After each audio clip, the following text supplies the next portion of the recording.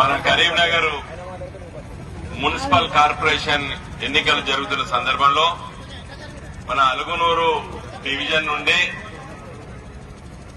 గులాబీ జెండా తరఫున మల్లేశం పోటీ చేస్తున్న విషయం మీకు అందరికీ తెలుసు. ఇలా నామినేషన్ వేస్తున్నా, మీరు రావాలని చెప్తే నేను రసమయ్య ఇద్దరం కలిసి ఇక్కడికి వచ్చినాము. మరి వేదికపై ఉన్నటువంటి పెద్దలకు అందరికీ పేరు పేరున నమస్కారాలు. సమయం అయింది కాబట్టి తొందరగానే మాట్లాడతా. అలుగునూరు ఇది గ్రామ పంచాయతీ. కరీంనగర్ ఒక నగరం పక్కకే ఉంటది. మన మానేరు బ్రిడ్జి దాటితే అవతల కరీంనగర్, ఈవతల అలుగునూరు.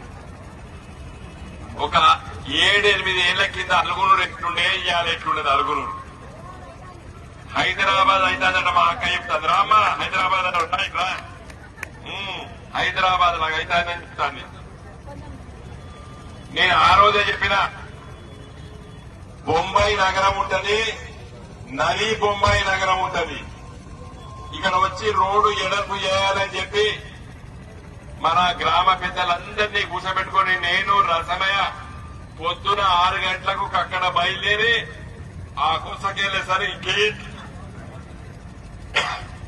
10 అయింది. 4 గంటలు ఇల్లు తిరిగి బతిలాడినాం. మీకు రోడ్ ఎడల్పైతుంది, జాగబోతుంది, అయినా పర్వాలేదు, ఈ ఊరు పెద్దగైతుంది.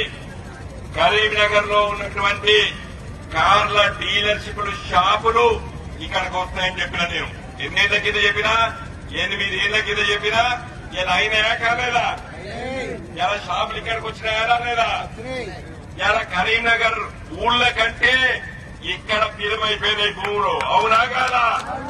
ఒక విషయం నేను ఆ రోజు ఎంపీ కాబట్టి, కరీంనగర్ ఎంపీ కాబట్టి ఊహించి ఇది అభివృద్ధి కావాలని చెప్పి ఆలోచన చేస్తాం. ఇక్కడ నుండి మొదలు పెడితే మహాత్మా నగర్ వరకు దాదాపు తిమ్మాపూర్ వరకు పెట్టాలి, లైట్లు పెట్టాలని చెప్పినాం. పైసలు లేవన్నారు, అయినా ఎమ్మడి పడ్డాం. ఆ రోజు ఇలా తీసుకొచ్చినాం. అలుగునూరు ఊర్లో ఓన్లీ సెంటర్ లైటింగ్ కాదు, పక్కకున్నటువంటి సర్వీస్ రోడ్ల కూడా లైట్లు పెట్టించేసరికి ఎన్ని రోజులు సెల్ఫీ తీరు, ఎన్ని రోజులు మన సోషల్ మీడియాలో కూడా కరీంనగర్ అంటే ఏమో ఇట్లుంటుందని చెప్పి కూడా ఆ రోజు చెప్పిండ్రు. నేను ఎంపీగా గెలిచిన తర్వాత ఆ రోజు మరి కేంద్ర ప్రభుత్వం, బీజేపీ ప్రభుత్వం ఉన్నప్పటికీ అక్కడ కొట్టాలి దాదాపు అక్కడి నుండి 500 కోట్లు మన కేసీఆర్ గారు ముఖ్యమంత్రి ఉంటే ఈ రాష్ట్రం నుండి 500 కోట్లు పెట్టి ఇలా 1000 కోట్ల రూపాయలు పెట్టి ఇలా కరీంనగర్ లో స్మార్ట్ సిటీ చేస్తాం.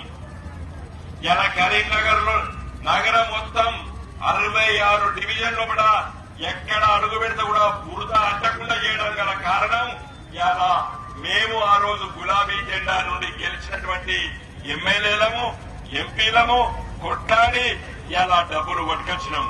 మరి ఇక్కడ బీజేపీ ఎంపీ గెలిచిండ్రు బండి సంజయ్ గారు. మరి 7 ఏళ్లే 7 రూపాయలు కూడా కొత్త నిధులు రాలేదు. నిధులు వస్తాయి, సామాన్య నిధుల గురించి అడుగుతలే. నేను ఒక కొత్త పథకాన్ని ఇలా కరీంనగర్ నగరానికి తీసుకురావాల్సిన అవసరం ఉంది. ఎవరు అడిగారు మమ్మల్ని? కేబుల్ బ్రిడ్జ్ ఎవ్వరు అడగలేదు, కానీ మేమే ఆలోచన చేస్తాం. ఎందుకంటే ఇక్కడ ఒక రోజు ఈ బ్రిడ్జ్ అవుతుంటే నేను కిందికెళ్ళి పోతే గంట సేపు లారీలు వచ్చే ఆగినాయి. కరీంనగర్ పోవడానికి మరి ఒకటే బ్రిడ్జ్ ఉంటే బాగుంటుందని చెప్పి ఆ రోజు ఆలోచన చేసి కేబుల్ బ్రిడ్జ్ తీసుకురావడం జరిగింది. ఇలా కేబుల్ బ్రిడ్జ్ కి 24 గంటలు ఒక గొప్ప రహదారి అయింది.